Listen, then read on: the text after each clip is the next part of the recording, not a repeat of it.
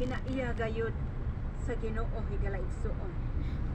Mga kung duna kay ingon anak nga kinaiya higalaigsuon, you are blessed by God. Panalanginan ka. O panalanginan pagyud ka.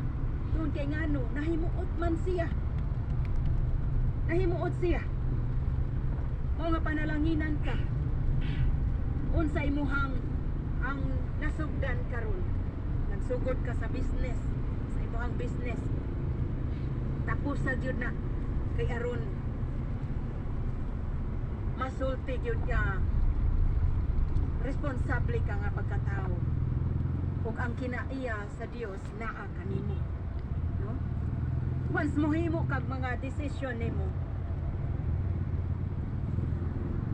og responsable ka ana, higalaigsuon mahimuot jud